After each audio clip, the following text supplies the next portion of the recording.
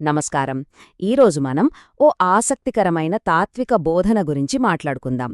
భార్య అనే బంధాన్ని మన భారతీయ దృక్కోణం ఎంత లోతైన సాంస్కృతిక, ఆధ్యాత్మిక భావనతో చూస్తుందో తెలుసుకునే ప్రయత్నం చేద్దాం. ఈ విశ్లేషణను మనమొక శక్తివంతమైన వాక్యంతో మొదలుపెడదాం. అదేంటంటే, భగవంతుడు మనిషికిచ్చిన స్నేహితురాలు భార్య. చూడండి, ఈ ఒక్క వాక్యం మొత్తం చర్చకు పునాది వేస్తుంది.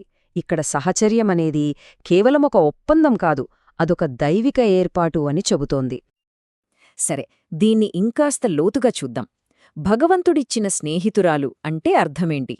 భార్య కేవలం ఒక భాగస్వామి మాత్రమే కాదు, ఒక దైవిక శక్తి మనకోసం ప్రత్యేకంగా నియమించిన ఒక స్నేహితురాలన్నమాట. ఇది మనం మామూలుగా చేసుకునే స్నేహం కన్నా చాలా ఉన్నతమైనదిగా పరిగణించబడుతుంది.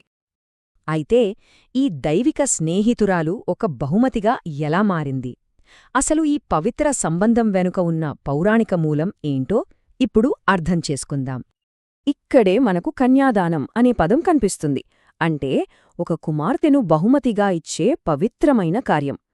ఆసక్తికరమైన విషయమేంటంటే, ఈ బోధన ప్రకారం మానవాళి మంచి కోసం సాక్షాత్తు శ్రీ మహావిష్ణువే మొట్టమొదట ఈ కార్యాన్ని చేశారట. కాబట్టి భార్య దైవిక మూలాలున్న ఒక బహుమతిగా మన జీవితంలోకి వస్తుందన్నమాట. మరి ఇంత గొప్ప బహుమతి ఇవ్వడం వెనుక ఉద్దేశ్యమేంటి? ఎందుకు ఈ దైవిక సహచరి అవసరం?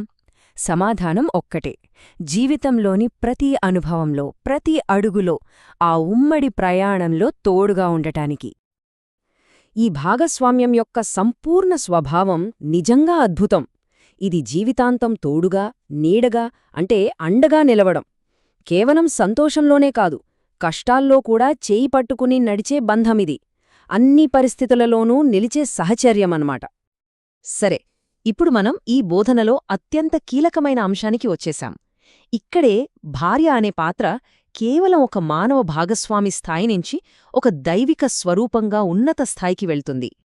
ఈ బోధన చాలా స్పష్టంగా, సూటిగా ఒక్క మాట చెబుతోంది: ప్రతి స్త్రీ లక్ష్మీదేవి. ఇది ఈ తత్వశాస్త్రంలో శిఖరాగ్రం లాంటిది.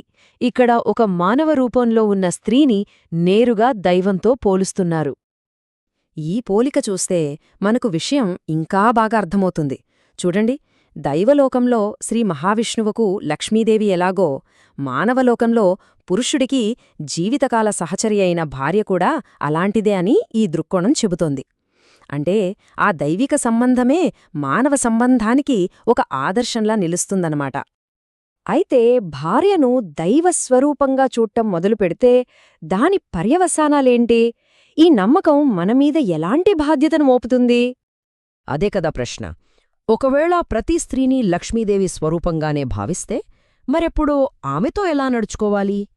సమాధానం కూడా చాలా సూటిగా ఉంది. ఆవిడని కూడా అదే గౌరవంతో, అంతే శ్రద్ధతో చూసుకోవాలి. మూలబోధన చెప్పేది కూడా ఇదే. ఈ నమ్మకం నుంచి పుట్టే ప్రత్యక్ష బాధ్యత ఇది.